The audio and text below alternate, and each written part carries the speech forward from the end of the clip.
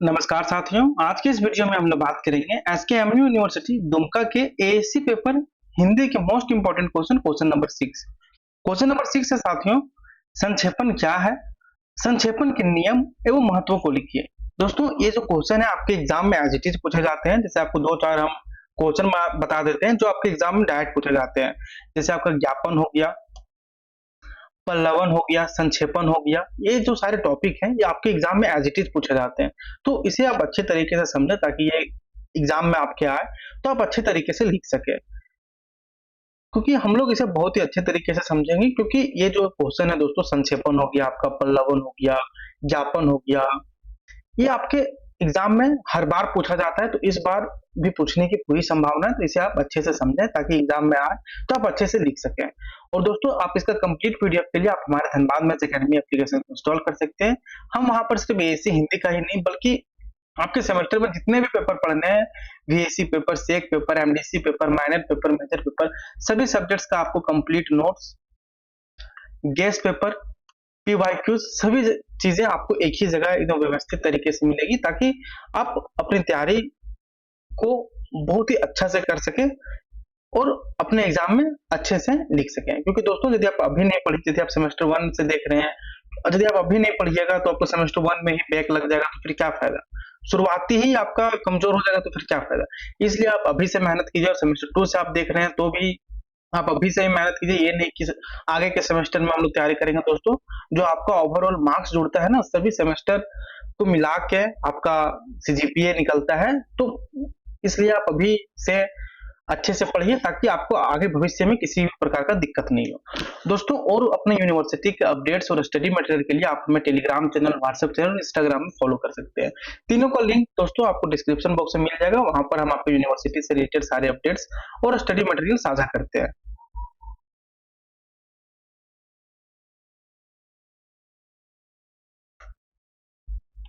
तो चलिए देखते हैं हम लोग क्वेश्चन नंबर 6 को।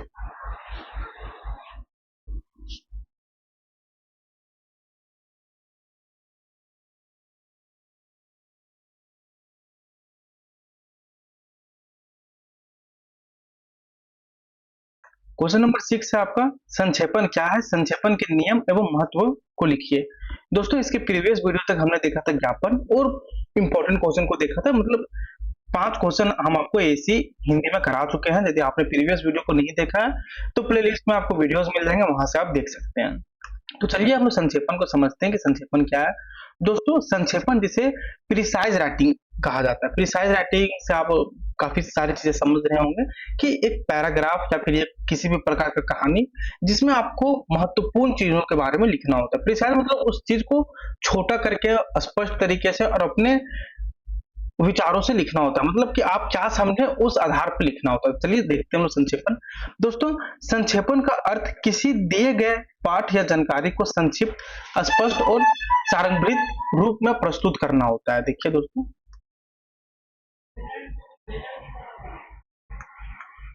संक्षेपण का अर्थ किसी दिए गए पाठ या जानकारी को संक्षिप्त, स्पष्ट और सारंगित रूप में प्रस्तुत करना होता है। देखिए, संक्षेपण का अर्थ क्या होता है कि किसी भी प्रकार की जानकारी को हम लोग संक्षिप्त, स्पष्ट और सारंगित रूप में प्रस्तुत करते हैं, उसी को हम लोग संक्षेपण कहते हैं। दोस्तों, इसमें मूल विषय और उसके मुख्य बिंदुओं को बनाए रखते हुए गैर जरूरी शब्दों और विस्तार को हटा दिया जाता है। देखिए, ये क्या बोल रहा है दोस्तों। देखिए, संक्षेपण में क्या होता है कि इसमें मूल विषय और उसके मुख्य बिंदुओं को बनाए रखते हुए गैर जरूरी शब्दों और विस्तार को हटा दिया जाता है। कहने का मतलब कि आपको कोई पैराग्राफ दे दिया, आप उस पैराग्राफ में ढूंढिए कि इस पैराग्राफ में आपको बोलना क्या चाह रहा है राइटर, और आप उस चीज के बाद देखिए, पैराग्राफ में तो बहुत सारी चीजें मिलेंगी, लेकिन जो मुख्य विषय है, जो मुख्य सब्जेक्ट है, आप उस चीज को निकालें और उस चीज के बारे में आप बहुत ही शॉर्ट में, बहुत ही स्पष्ट तरीके से और बहुत ही सारंगित तरीके से लिखें। ताकि देखिए, कहने का मतलब कि आप उसमें आप वही चीजों को लिखिए। मतलब जो पैराग्राफ में बोला जा रहा है, जो कहानी में बोला जा रहा है, आप उसी चीज को आपको लिखना है। लेकिन गैर जरूरी शब्दों और विस्तार को हटा के लिखना है। जो मेन विषय है उसी को आपको लिखना है। इसी को हम लोग संक्षेपण बोलते हैं कि किसी जानकारी को संक्षिप्त, स्पष्ट और सांगठित रूप में प्रस्तुत करना ही संक्षेपण कहलाता है। और इसमें मूल विषय और उसके मुख्य बिंदुओं को बनाए रखते हुए गैर जरूरी शब्दों, मतलब आपको जो लगता है कि ये यदि पैराग्राफ में या ये यदि राइटिंग में नहीं रहे, कहानी में नहीं रहेगा, फिर भी कहानी अच्छा लगेगा, तो आप उन शब्दों को हटा के अपने शब्दों में लिखें। और अपने वो गैर जरूरी शब्दों को हटाकर और इतने सारे विस्तार को हटाकर आप अपने शब्दों में लिखें। इसी को हम लोग संक्षेपण कहते हैं। कहने का मतलब है कि देखिए अभी यहां से यहां तक हम लोग पढ़े, अब इसको आप अपने भाषा में लिखिए कि संक्षेपण से आप क्या समझे। संक्षेपण से आप यही ना समझे कि किसी भी प्रकार की जानकारी को उसके गैर शब्दों और विस्तार को हटा के जो हम लोग अपने से लिखते हैं, जो अपने से समझ के लिखते हैं, उसी को हम लोग संक्षेपण करते हैं। लेकिन इसमें आपको संक्षिप्त और जो मेन कहानी है उसका स्पष्टता होनी चाहिए। कहने मतलब ये नहीं कि आप जो वहां कुछ और दिया गया है और आप लिख रहे हैं कुछ और शॉर्ट के वजह से, तो नहीं, जो मुख्य विषय है उसमें उस चीज को आपको लिखना होगा। ये होगी। आइए आगे देखते हैं हम लोग। दोस्तों, संक्षेपण का उद्देश्य कम शब्दों में अधिक प्रभावी और सांगठित जानकारी देना होता है। देखिए संक्षेपण का उद्देश्य क्या होता है दोस्तों, क्यों हम लोग लंबे कहानियों को शॉर्ट में लिखते हैं, क्योंकि दोस्तों इसका उद्देश्य यही होता है कि कम शब्दों में अधिक प्रभावी और सांगठित जानकारी दें। क्योंकि दोस्तों आप जानते होंगे कि आज के डेट में मतलब पढ़ना लोग नहीं चाहते हैं, सोचते हैं कि कितना शॉर्ट से शॉर्ट हो जाए। तो इसलिए आज की दुनिया में संक्षेपण एक महत्वपूर्ण टॉपिक बन जाता है कि क्योंकि इसमें हम लोग सीखते हैं कि किसी भी एक लंबे कहानी को या पैराग्राफ को कैसे शॉर्ट में लिख सकते हैं। शॉर्ट में लिखने का मतलब है कि जैसे कि आपको कोई कहानी दे दिया गया, उसमें तो बहुत सारी चीजें आपको मिलेगी, लेकिन आपको उन बहुत सारी चीजों में गैर जरूरी जो शब्द है, कहने मतलब है आपको लगता है कि ये शब्द नहीं भी लिखेंगे फिर भी कहानी अच्छी लगेगी, फिर भी कहानी का जो मोरल है वो पता चलेगा, तो आप उन शब्दों को हटा सकते हैं। और आपको लगता है कि कहानी थोड़ी बोरिंग हो रही है, इतना विस्तार नहीं होना चाहिए, थोड़ा शॉर्ट में हो जाए, तो कर सकते हैं। कहने मतलब है दोस्तों कि उतने सारी आप विस्तार को ना लिख के जो जरूरी बातें हैं, जो मोरल है, आप उस चीज को लिखें ताकि पाठक को मूल संदेश आसानी से समझ में आ सके। पाठक मतलब कि पढ़ने वाला, जैसे आप इस पीडीएफ को डाउनलोड कीजिएगा तो आप पाठक हो गए, और तो ये होता है पाठक। आइए हम लोग बात करते हैं संक्षेपण के नियम के बारे में। दोस्तों संक्षेपण को प्रभावी बनाने के लिए निम्नलिखित नियमों का पालन करना चाहिए। जैसे पहला है दोस्तों, मूल विचार को बनाए रखें। दोस्तों संक्षेपण में केवल मुख्य बिंदुओं को शामिल करें और विषय से भटकने वाले विवरण हटा दें। देखिए जो हम आपको पहले बताए थे वही चीजें लिखा गया है संक्षेपण के नियम में कि संक्षेपण में केवल आप मुख्य बिंदुओं को शामिल करें और विषय से भटकने वाले विवरण को हटा दें। जो आपको लग रहा है कि ये वर्ड नहीं होना चाहिए, ये नहीं भी होगा तो विषय पर कोई प्रभाव नहीं पड़ेगा, तो आप उसे हटा दीजिए। इसके बाद है स्पष्टता और सरलता। भाषा सरल, स्पष्ट और सुगम होनी चाहिए। कहने मतलब आप किसी कहानी का संक्षेपण कर रहे हैं और आप वर्ड बहुत ही हार्ड दे रहे हैं, तो ऐसा नहीं होना चाहिए। भाषा एकदम बहुत सरल होना चाहिए, और उसे जो पढ़े तो पता है उतना लंबा कहानी ना पढ़कर यदि कोई आपका कहानी पढ़े, आपका संक्षेपण पढ़े, तो आपको उसको पाठक को वो चीज समझ में आना चाहिए कि आप लिखे क्या है, कहाँ से आप लाए हैं। मतलब शॉर्ट में लिखने का मतलब ये नहीं कि आप कहानी कुछ और बोल रहा है, मोरल कुछ और है, आप कुछ और लिख दिए, ऐसा नहीं। भाषा सरल होनी चाहिए और स्पष्ट और सुगम होनी चाहिए, और क्या वो बताना चाह रहा है मेन कहानी में वो स्पष्ट होना चाहिए। इसके बाद दोस्तों संक्षिप्तता। अनावश्यक वाक्यों, कठिन शब्दों और विवरणों को हटाकर केवल आवश्यक जानकारी रखें। देखिए अनावश्यक वाक्यों मतलब आपको जो लग रहा है कि ये शब्द इंपॉर्टेंट नहीं है, तो आप उस वाक्य को हटा सकते हैं। कठिन शब्दों और विवरणों को हटाकर आप आवश्यक जानकारी रख सकते हैं। जरूरी नहीं दोस्तों जो लैंग्वेज वहां पे लिखा हुआ वही लैंग्वेज को आप लिखे, आप अपने लैंग्वेज में भी लिख सकते हैं। आप जब क्लास 9-10 में होंगे, 7-8 में होंगे, तो आपको बोला जाता होगा कि इस पैराग्राफ को पढ़ के या फिर इस कहानी को पढ़ के आप अपने समझ से इसको लिखिए, तो वही हो गया आपका संक्षेपण। आपको एक कहानी दे दिया जाएगा और बोल दिया जाएगा कि इसमें आप संक्षेपण तैयार कीजिए, कि आप क्या समझे उसको लिखिए, आप समझे, तो ये हो गया। इसके बाद है स्वयं के शब्दों में लिखें। देखिए जो अभी हमने बोला वही चीज आपको नोट्स में भी मिल जाएगा। स्वयं के शब्दों में लिखें, मूल पाठ की नकल ना करें, बल्कि इसे अपने शब्दों में सरल और स्पष्ट रूप से प्रस्तुत करें। कहने का मतलब है कि उसे आप शॉर्ट में लिखने के चक्कर में ये नहीं कि आप जो मेन कहानी दिया हुआ है उसी को आप बीच बीच से उठाकर लिखने लगे, नहीं दोस्तों, मूल पाठ की नकल करके मूल पाठ की नकल ना करें। मतलब कहने का मतलब जो कहानी आपको दिया गया है ओरिजिनल, आप उसका एज इट इज कॉपी नहीं करें, आप क्या समझें उसके आधार पे आप संक्षेपण तैयार कीजिए। ये हो गया। आइए देखते हैं नेक्स्ट। इसके बाद है व्याकरण और भाषा की शुद्धता। संक्षेपण व्याकरण की दृष्टि से शुद्ध और सुसंगठित होना चाहिए। देखिए, संक्षेपण व्याकरण की दृष्टि से शुद्ध और सुसंगठित होना चाहिए। क्रमबद्धता, विचारों और बिंदुओं को क्रमबद्ध और तार्किक ढंग से प्रस्तुत करना चाहिए।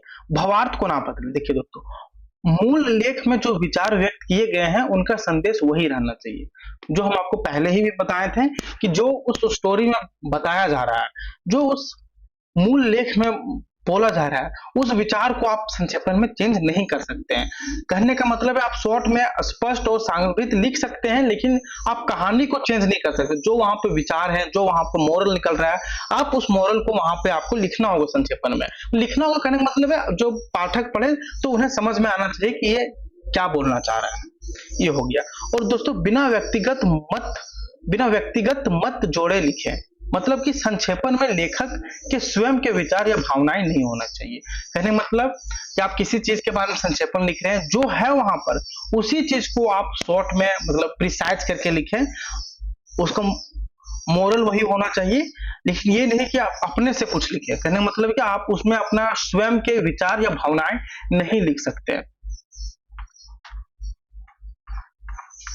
इसके बाद है संक्षेपण का महत्व। दोस्तों, संक्षेपण का व्यक्तिगत, शैक्षिक और व्यावसायिक क्षेत्रों में बहुत अधिक महत्व है। देखिए, संक्षेपण का दोस्तों व्यक्तिगत, शैक्षिक और व्यावसायिक क्षेत्रों में बहुत महत्व है। जैसे दोस्तों इस समय की बचत करता है। दोस्तों यह लंबे पाठ को संक्षिप्त करके मुख्य विचार तुरंत समझने में मदद करता है। इसके बाद स्पष्टता और प्रभावशीलता, अनावश्यक विवरण हटाने से संदेश अधिक प्रभावी और स्पष्ट बनता है। इसके बाद शिक्षा और परीक्षा में सहायक, यह छात्रों को पाठ की सामग्री को जल्दी समझने और याद रखने में मदद करता है, क्योंकि जितना शॉर्ट में होगा उतना, और जितना शॉर्ट में जितना सरल भाषा में होगा उतना छात्रों को समझने में आसानी होगा। जैसे आप इस नोट्स को ही देख लीजिए, आप एक बार डाउनलोड करके पढ़िएगा तो आपको सारी चीजें पूरा एकदम मस्त समझ में आ जाएगी।